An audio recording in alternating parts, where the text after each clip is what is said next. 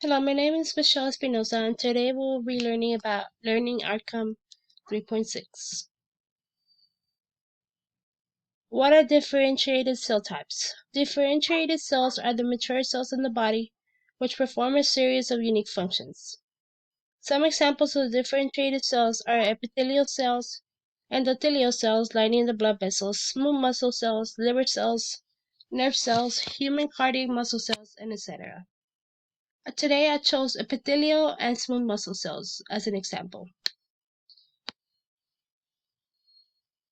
Epithelial cells are widespread throughout the body. They form the covering of all body surfaces, line major body cavities, and hollow organs, and are the major tissue and glands.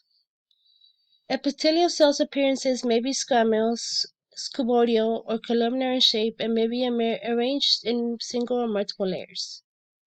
They perform a variety of functions that include protection, secretion, absorption, excretion, filtration, diffusion, and sensory reception.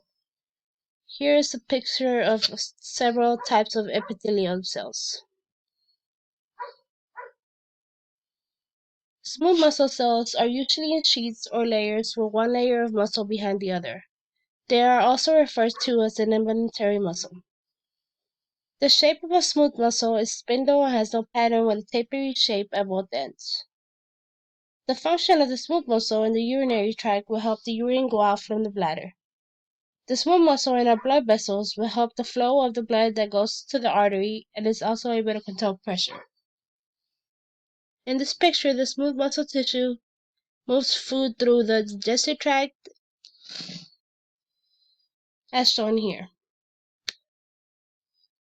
My learning outcome was explain how two differentiated cell types can have the same genetic information but different appearances and functions.